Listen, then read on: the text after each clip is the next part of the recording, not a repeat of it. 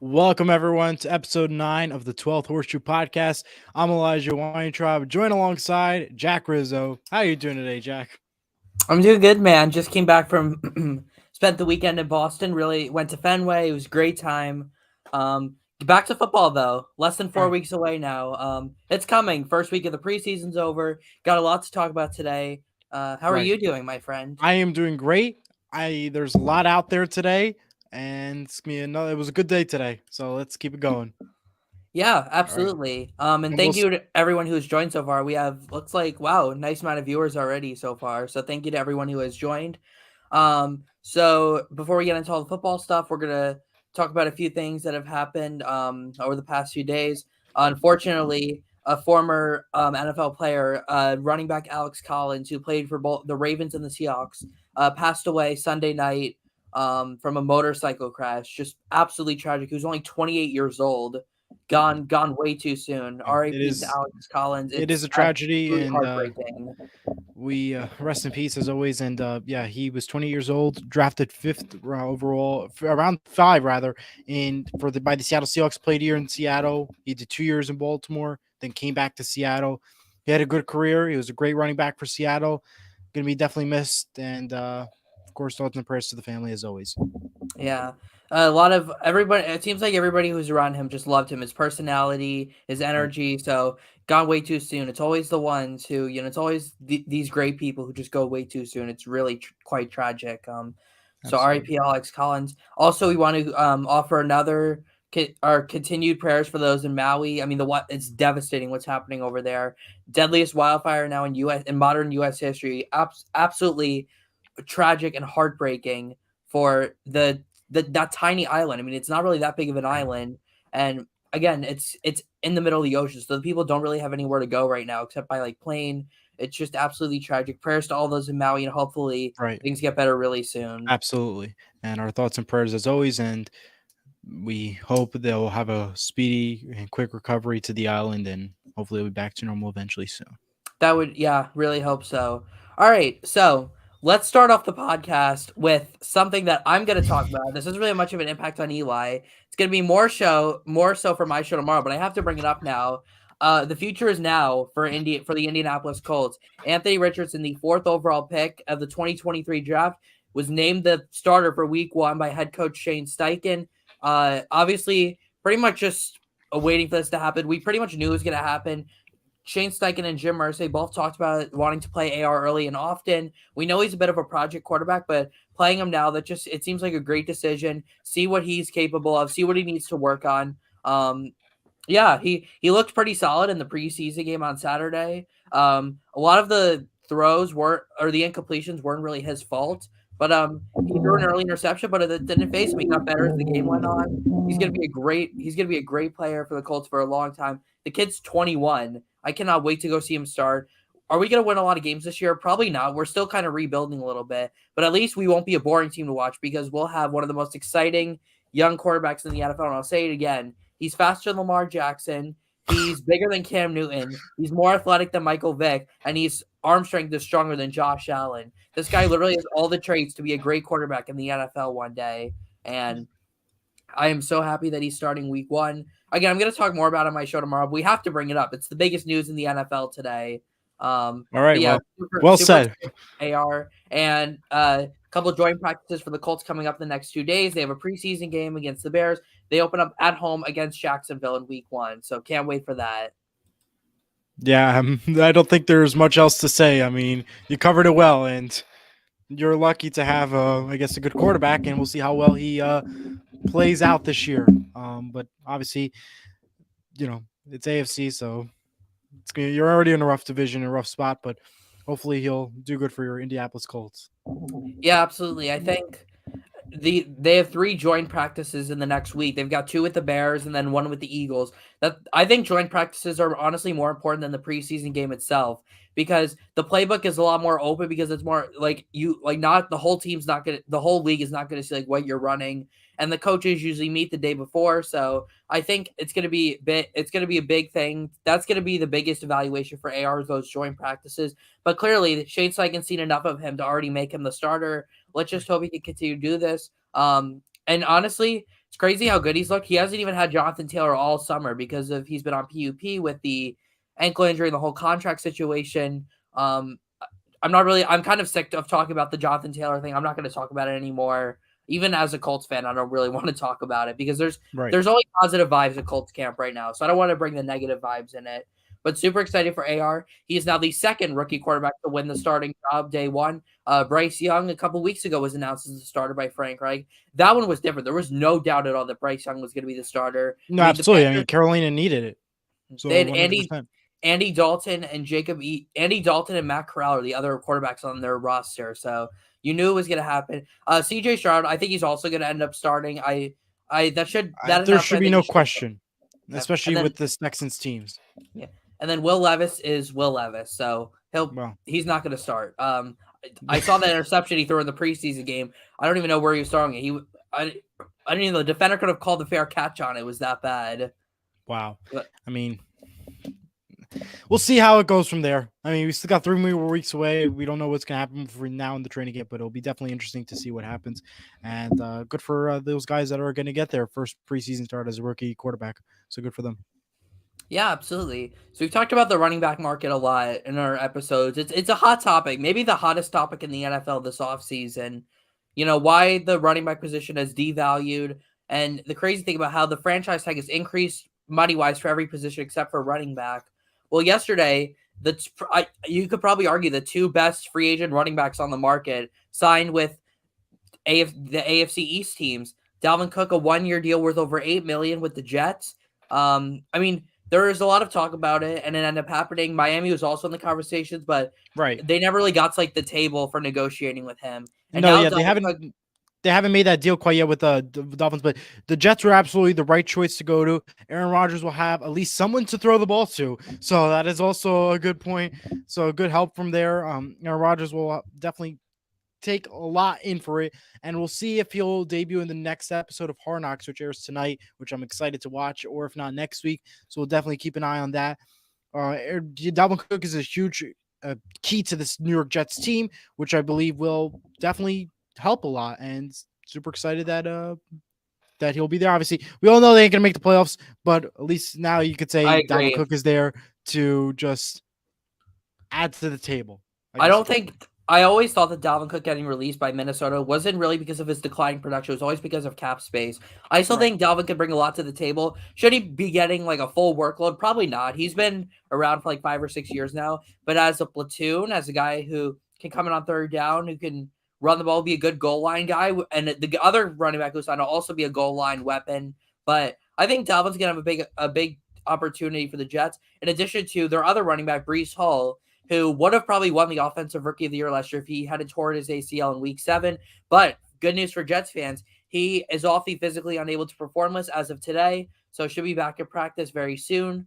So and of course the Great Jets news there. they shut out the Panthers in their first preseason game, Which 27-0. I was watching that. I was like, I couldn't believe it. I mean, at the end of the day, it's the Carolina Panthers and the New York Jets, two okay teams from last year. Now all of a sudden, Jets woke up and they definitely proved Robert Salahan wrong, and they definitely did a great job this year. And that second game, excuse me, as obviously the Hall of Fame game didn't go their way with the Browns, but this second game definitely went their way, and great job by them. And we'll see how well they'll handle next week's preseason game. They're gonna have a lot on tap. I believe there will be home this weekend, and they will be versing the Tampa Bay Buccaneers, and that's Yep. on And then they CBS play the New York coverage. Giants. Then they play the Yes, Giants which every year. They do that every year. right, But they do that every year. funny that the Jets play the Panthers, considering two teams that took completely different approaches this offseason. Right, Carolina is deciding to fully rebuild, trade all the way up to number one, go young at the quarterback. They've been signing a lot of veterans lately. Baker Mayfield to Sam Darnold to some other guys in the past.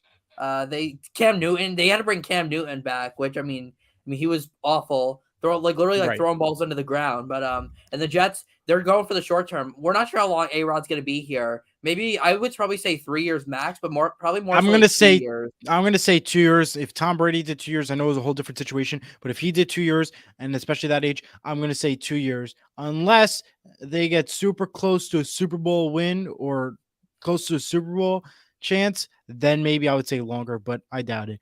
And either way, we all know that ain't happening anytime soon. So No, yeah, the Giants are by far the better team that plays at MetLife. yes, absolutely. Very, they've been looking pretty good. Daniel Jones has been very good at camp, except for like one bad practice that he had Yeah, against the absolutely. Lions in a joint practice. But man, Daniel Jones, he's looking pretty good out there. Right. He's got a really good tight end coming with Darren Waller and Daniel Bellinger. Two guys I'm excited. I'm looking forward to watching this year. Of course, my guy Jalen Hyatt, Paris Campbell. They've got Darius Slate, and they've got a lot of nice receiving options. None of them look great on paper, but who knows? Maybe they'll step They'll up this turn year. The around. offensive line's pretty good. The defense is going to be better. Big fan of the Giants. Big fan of Brian Dable as well. I'm Absolutely. Huge fan of Dable, as much as I know it's part of the NFC and Seattle, but I like what Brian Dable has brought to the table, and I have a feeling the New York Giants are going to be the division winners this year, and will hopefully have a home field advantage for the playoffs, which we haven't seen for New York in a long time. But hopefully that happens. Obviously, Seattle will win the division. So other than that, for the West, but that's a different topic for a different Well, day. yeah, absolutely not, because the Giants, their two Super Bowl wins. One year they were the sixth seed. That was the year they beat the undefeated Patriots. They were 10-6. And then Right. the other year they won the division, but they went 9-7. So they've never had the last time the Giants had the number one seed in the NFC. You have to go back to 2008, the year after they won that Super Bowl, and they lost to, I believe, I'm actually not sure who they lost to in the division around that year. It might have Right. been the Eagles, actually. I think it was the Eagles, the wild card team. But yeah, it's been a long time since either team has had home field advantage. And the Jets, and we all know the Jets, they have the longest playoff drought now in the NFL. Last qualifying in 2010. They did make it to the AFC Championship game that year. In fact, they made it back-to-back years, 2009, 2010. And since then, they have not made the playoffs. They came close in 2015. They looked like they were going to make it this year, and then Zach Wilson happened, and the Jets happened, and they missed. But we'll have to see what ends up happening there. Staying in the AFC East, another Ezekiel Elliott went. former NFC running back signed, Ezekiel Elliott, of course, former Cowboy, signed an absolutely ridiculous, asinine contract to crazy, but he signed a 1-year deal with the Patriots, so he's going to be there with Ramondre Stevenson, their other running back. You got a bull. You got you got very aggressive two very powerful running backs out there. Zeke's going to be kind of like that goal line guy, even more so than Dalvin Cook. He's not going to get a big workload at all. Maybe could be used as like a pass blocker and kind of that goal line guy. So you're probably going to see a lot of rushing touchdowns for him. And it'll be Yeah, interesting. I would say a good addition for Ezekiel Elliott to go to the New England Patriots. Obviously, it'll be a different approach. Obviously, not having such a great, well-known quarterback in New England as of right now. But I absolutely think that Ezekiel Elliott will have a good home. Obviously, we're gonna have a new position for him, and they will have the prime time. Not prime time. The most watched coverage for CBS, as they got the main crew, Jim Nantz and Tony Romo, calling that game for the Patriots. I believe Patriots Eagles for Week 1. Yeah. So they'll be And on then the they're call. So calling the we'll have to Patriots see. Jets game in week 3. So they Right. have 2 Patriots games in the first 3 weeks. Yes. So obviously Ezekiel Elliott will see what he can do and what his performance will be like. Obviously, different approach. He was a Cowboy, and now he moves on to here. So interesting approach, and we'll see how well it handles out this upcoming preseason week. I Not can preseason guarantee you that Zeke would have not gone to the Patriots if they still had Matt Patricia as their offensive coordinator. I week. think I could have done a better job running the Patriots offense last year than Matt Patricia. He was, oh my god, he was so bad. I don't even know. He was probably worse than Nathaniel Hackett was in Denver or Josh McDaniels was in Vegas. It was real. It was Right. awful. I can't believe they won 8 games with that. But I mean, Bill Belichick is the greatest coach of all time, and their defense is good. So that's kind Yeah. of Good why. there. But yeah, so a couple running backs signed there. Also, another news. There's been a few holdouts in camp so far. One of those holdouts is over now as Cowboys guard, arguably the best one in the league, maybe the best offensive lineman in the league, period.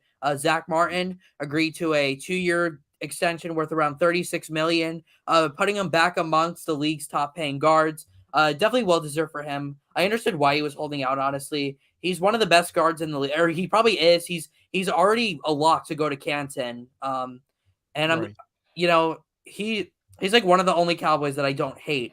But yeah, happy he's back. Definitely deserved to get paid. Cowboys need him too. The Cowboys have had, even though they've underachieved pretty much every year for like 25 years, they've always had one of the best offensive lines, and Zach Martin's the main piece is the centerpiece of that offensive line. So Yeah, good move there by the absolutely. Cowboys getting him back. Yeah, good move by the Cowboys, and another team that's going to be very powerful in that NFC East, and we'll see how well they play out this year. And we do play the Seattle Seahawks play them on Prime Video right after Thanksgiving, if I'm not mistaken. So we'll see how he'll benefit there. We got destroyed by the Cowboys last year on Sunday night, 54-19. Yeah. We did beat them though, 23-0 the time before that we played them. So that was a fun memory. But Right. yeah. So yeah. Cowboys will probably win like 10 or 11 games, and then they'll lose in the divisional round. Probably, I mean, they'll probably find another way to lose, considering the fact that the last 2 years they've lost on a quarterback run up the middle with no timeouts, and he slid about 5 yards too late, and putting Ezekiel Elliott at the center. I wonder if the Patriots sign him to be a center or a running back. We'll have to see about We'll have to that. wait and see, I guess. That'd be a good Yeah. choice. Yeah. I wonder if we'll see if Zeke. I wonder if he offered them to play center, because he did a great job in the final play of the divisional round last year. Right. Yeah. So it'll be definitely fun to see where he'll go, and yeah, good play in the last division round. Despite Zach Martin ending his holdout, though, there's still 3 other players that are currently holding out right now, and those 3 players are Nick Bosa, defensive end for the 49ers. Eli, you know him very well because he's destroyed your quarterbacks for like 4 years now. Chris Jones, the defensive tackle for the Chiefs, star of that defense there in Kansas City. Steve Spagnuolo, fantastic defensive coordinator, one of the more underrated in the league, in my opinion. And also Josh Jacobs, another running back. So we still do have a running back holding out. Now, the Raiders said that they're confident that they could get a deal with Josh Jacobs done. Nick Bosa and the Niners, I don't really know much about that. I would expect that to get done as well. Apparently, Chris Jones Hopefully not. have not had a lot of conversations about an extension so far. And Chris Jones liked to tweet earlier today about, if the Chiefs don't want to pay you, you'll look good in the silver and black, referring to the Raiders, of course, their division rivals. Right. So we'll have to see what happens. I would expect all those guys to be out there week 1. I don't think they're going to hold out into the season, because we saw what happened with Le'Veon Bell and Melvin Gordon, who tried to do that, and it did not work out for them. So I would expect those to get figured out. But, I mean, something to monitor for the rest of the preseason. Yeah, absolutely. A lot more to monitor. Hopefully the 49ers deal doesn't go through, just because I don't want more Seattle Seahawks knowledge getting destroyed. And yeah. That's what thoughts from there. Yeah, sorry about that. I was a little I was doing something. Something. All right. Okay. So let's recap. Since we have time, let's recap the scores from last week. The Texans won against the Patriots 20-9. Seahawks won against the Vikings 24-13. Lions beat the Giants 21-16. 27-17 was the final for the Steelers win versus the Buccaneers. Packers win against the Bengals 36-19. Falcons beat the Dolphins 19-3. Commanders win 17-15 versus the Browns. The Browns now are 1-1, as well as the Jets, after following the Hall of Fame game win for the Browns and a loss for the Jets. Broncos lose 18-17 with all their starters starting. Bears win 23-17 versus the Titans. 23-19, Bills beat the Colts. Jets, obviously, with that 27-0 win versus Carolina. 28-23, Jaguars beat the Cowboys. Ravens beat the Eagles 20-19. Chargers beat the Rams 34-17. The Chiefs lose to the Saints by a field goal 26-24. It was the last kick, obviously, of the play in the game. And the Raiders beat the 49ers 34-7. Wish they could do that every single week, in my opinion. But obviously, no wish come true. We'll look ahead for next week, for this week, rather.